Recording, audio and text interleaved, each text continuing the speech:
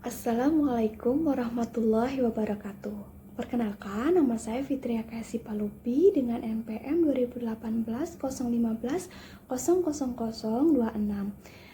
Saya kelas Y5A semester 5 kelas ekstensi dari Universitas Indah Prasta. Pada kesempatan kali ini, saya akan mensimulasikan tahap pembentukan dalam bimbingan kelompok. Berikut videonya.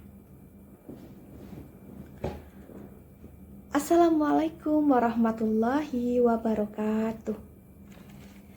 Apa kabar teman-teman semua? Semoga dalam keadaan sehat, walafiat, dan dalam keadaan gembira. Pertama, Ibu akan mengucapkan terima kasih kepada teman-teman semua karena berkenan hadir dalam kegiatan bimbingan kelompok kali ini.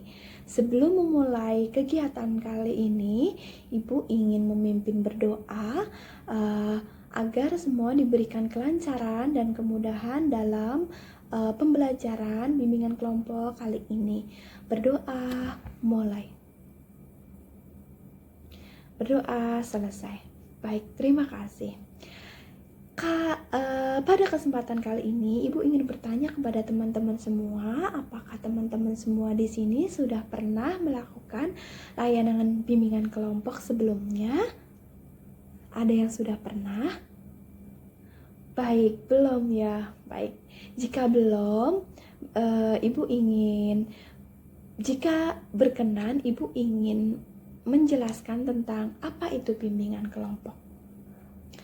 Apa sih bimbingan kelompok itu? Ya, baik. Bimbingan kelompok adalah suatu kegiatan kelompok yang dilakukan oleh sekelompok orang dengan memanfaatkan dinamika kelompok, yaitu adanya interaksi saling mengeluarkan pendapat, memberikan tanggapan, saran, dan yang lainnya. Di mana pemimpin kelompok menyediakan informasi-informasi yang bermanfaat agar dapat membantu individu mencapai perkembangan yang optimal dan maksimal. Tujuan dari bimbingan kelompok ini adalah bimbingan kelompok berkembangnya kemampuan sosialisasi siswa, khususnya kemampuan komunikasi peserta layanan. Dalam kaitan ini sering menjadi kenyataannya bahwa kemampuan bersosialisasi atau berkomunikasi seseorang sering terganggu oleh perasaan, pikiran, persepsi, wawasan, dan sikap yang tidak objektif, sempit, dan terkadang terkengkang, serta tidak efektif. Bimbingan kelompok membahas topik-topik tentang yang mengandung perasaan aktual atau hangat yang menjadi perhatian peserta melalui dinamika kelompok yang intensif. Pembahasan topik-topik itu mendorong pengembangan perasaan, pikiran, persepsi, wawasan, dan sikap yang menjunjung diwujudkannya tingkah laku yang lebih efektif. Dalam hal ini kemampuan berkomunikasi verbal maupun nonverbal. Dalam tingkatannya, yang pertama adalah memberi kesempatan yang luas untuk berpendapat, memberikan tanggapan tentang berbagai hal yang terjadi di lingkungan sekitar. Kemudian mempunyai pengalaman yang efektif, objektif, tepat, dan cukup luas tentang berbagai hal tentang apa yang akan mereka bicarakan. Kemudian menimbulkan sikap yang positif terhadap keadaan diri sendiri dan lingkungan mereka yang berhubungan dengan hal-hal yang mereka bicarakan dalam kelompok. Kemudian menyusun program-program kegiatan untuk mewujudkan penolakan terhadap sesuatu hal yang buruk dan memberikan dukungan terhadap sesuatu hal yang baik. Kemudian yang terakhir adalah melaksanakan kegiatan-kegiatan yang nyata dan langsung untuk membuatkan hasil sebagaimana apa yang mereka programkan semula. Kemudian Ibu akan menjelaskan tentang asas-asas apa yang ada dalam bimbingan kelompok. Yang pertama adalah asas kerahasiaan. Apa itu asas kerahasiaan? Asas kerahasiaan adalah segala sesuatu yang dibahas dalam kelompok itu hendaknya menjadi rahasia kelompok dan dalam anggota kelompok itu saja. Kemudian asas kesukarelaan. Apa itu? Asas kesukarelaan adalah asas yang membentuk kelompok untuk bersukarela dalam memberikan pendapat atau memberikan pengalamannya untuk menjadikan tujuan layanan itu menjadi lebih baik. Kemudian asas keterbukaan. Alangkah baiknya dalam satu anggota kelompok itu harus saling terbuka. Kemudian asas kekinian. Asas kekinian yang dimaksud adalah asas yang memberikan kontribusi atau yang bersifat sekarang atau memberikan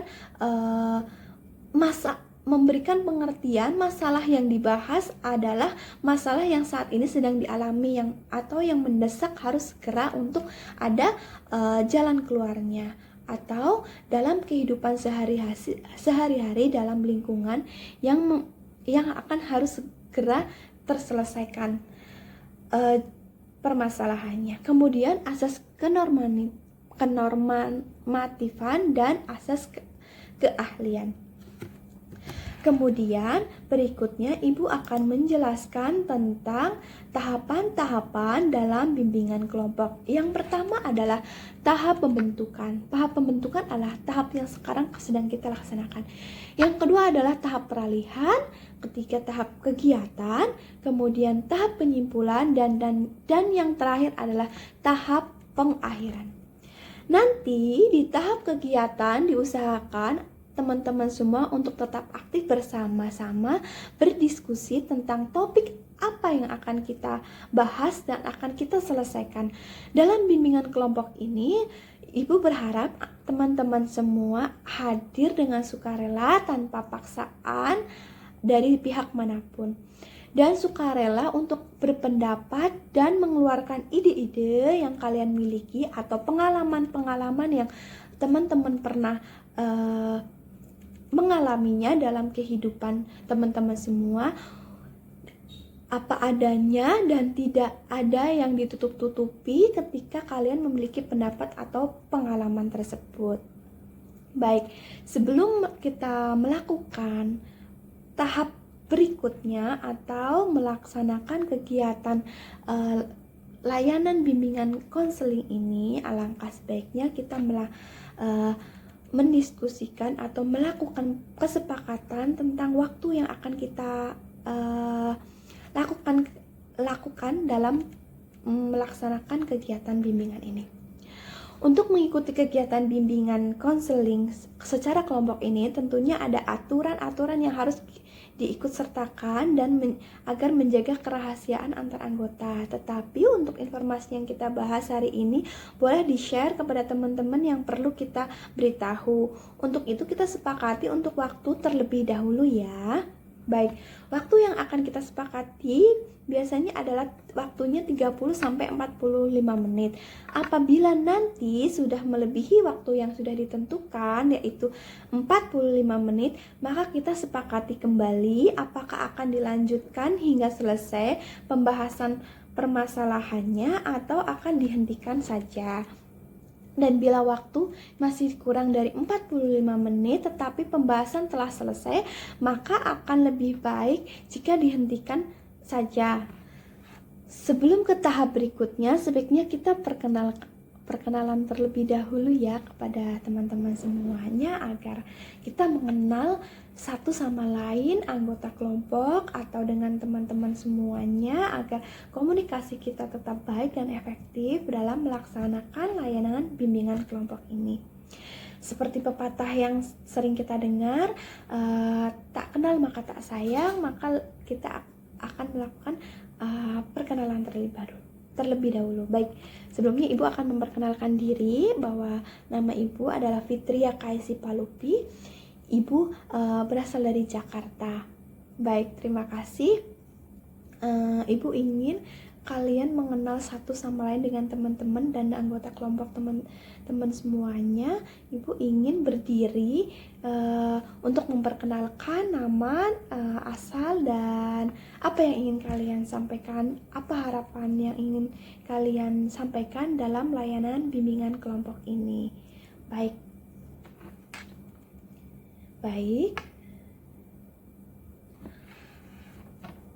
Berikut teman-teman, tadi adalah video simulasi dari saya. Semoga membantu teman-teman dalam video ini. Sebelumnya saya mengucapkan terima kasih atas perhatiannya dan mohon maaf jika ada salah-salah kata atau yang tidak berkenan. Sebenarnya dalam tahap pembentukan layanan bimbingan konseling ini, tahap pembentukanlah tahap yang paling penting dalam melaksanakan bimbingan konseling, karena dalam tahap pembentukan kita adalah awalan dari dilaksanakannya layanan bimbingan konseling yang akan menentukan apakah layanan bimbingan konseling ini efektif, berhasil atau tidak. Karena apa? Karena dalam tahap pembentukan kita akan mengenal satu sama lain anggota kelompok kita dalam melaksanakan kegiatan bimbingan konseling. Dan dalam tahap pembentukan ini biasanya kita akan mendapat materi atau pembahasan dari awal tentang apa itu bimbingan konseling, tujuan, dan sebagainya. Baik, saya akhiri video ini. Terima kasih atas perhatiannya. Assalamualaikum warahmatullahi wabarakatuh.